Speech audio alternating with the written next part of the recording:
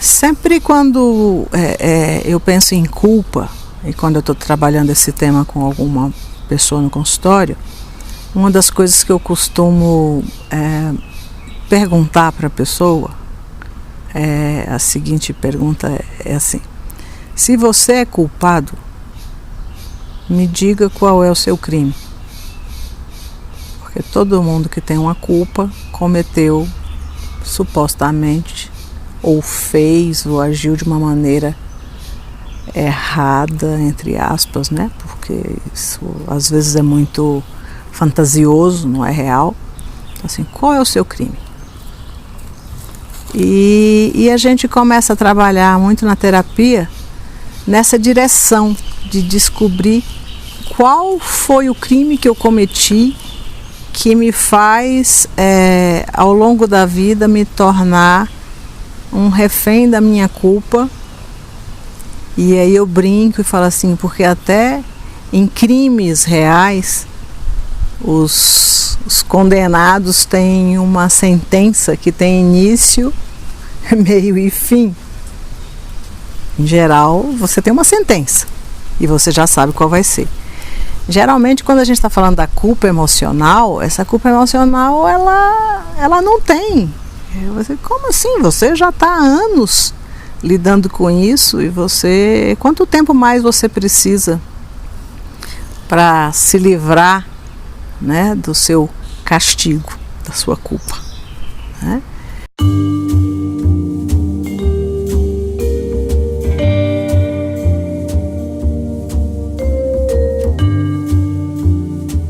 E eu vejo que por trás dessa culpa tem sempre muitos sentimentos de ambivalência, muito negativos. Então, citando exemplo para a gente ir situando, né, os elementos da culpa.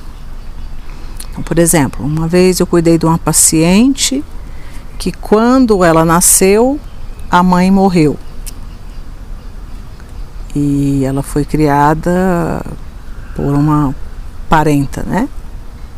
Alguém substituiu o lugar da mãe, era parente, e cuidou dela e criou. E ao longo do processo terapêutico era muito visível a culpa que ela tinha, como se ela tivesse provocado a morte da mãe. Ou como se ela pudesse evitar que a mãe pudesse ter morrido. Então a gente percebe aí que dentro da culpa existe uma certa grandiosidade de achar que pode controlar o inevitável da vida. A mãe morreu porque obviamente tinha que morrer, né, não tinha controle sobre isso. Mas essa pessoa, a partir daí, ela acha que a responsabilidade de ter evitado aquilo era dela. E ela passa a levar isso ao longo da vida como uma verdade. Eu falhei. Eu tinha que ter salvo a minha mãe no parto. Então imagina o nível de responsabilidade, de grandiosidade que uma pessoa como essa tem que ter para poder mudar a história. Quase como se ela tivesse uma responsabilidade de transformar uma história, né? E obviamente que também, nesse lugar da culpa, você está de alguma maneira cobertando algum tipo de insignificância, de desvalorização que você tem. Você está compensando, assumindo uma culpa de alguma coisa que não tem, se a gente for buscar uma lógica, nunca tem uma lógica.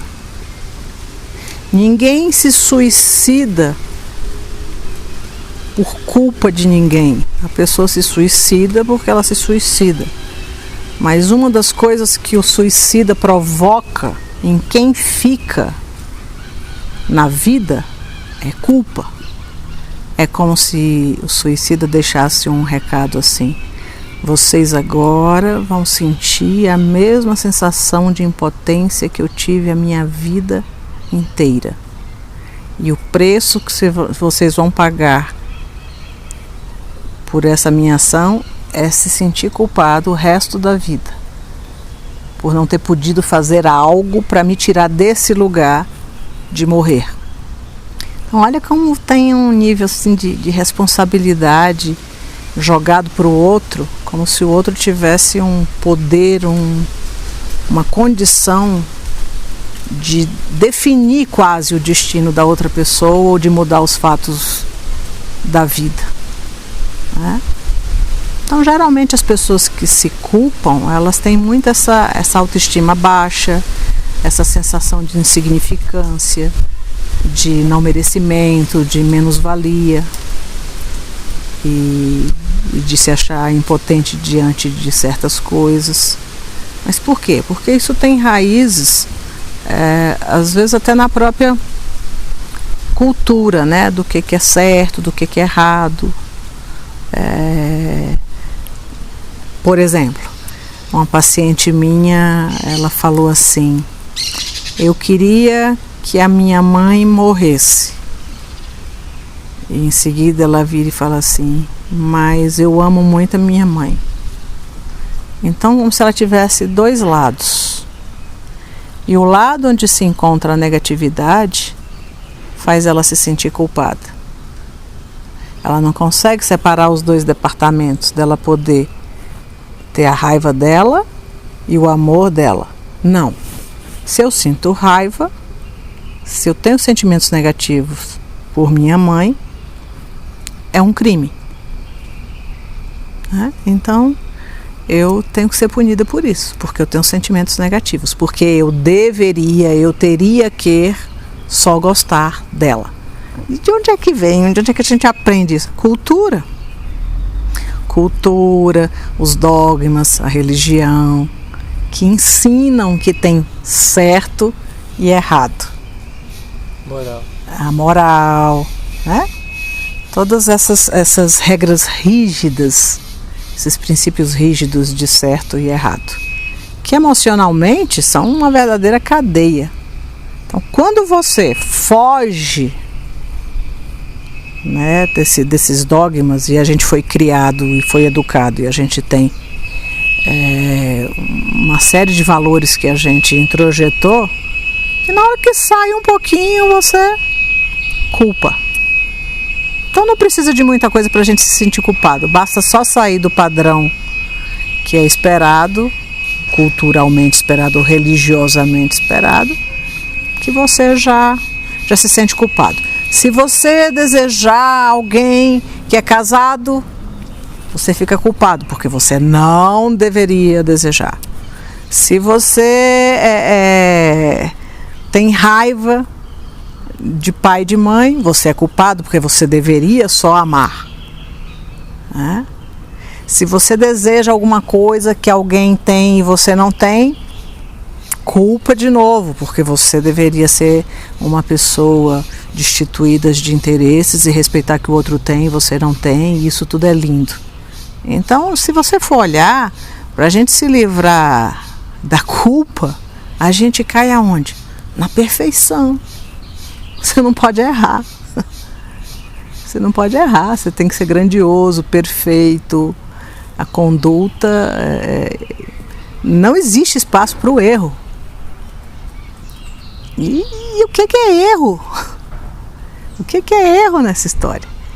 Como é que uma criança que está entre dois adultos, o pai e a mãe, e o pai e a mãe estão brigando, e ela é uma criança, e ela não pode fazer nada, e às vezes ela assiste alguma tragédia, alguma cena de violência, e ela não pode atuar porque ela não tem nem recursos para isso.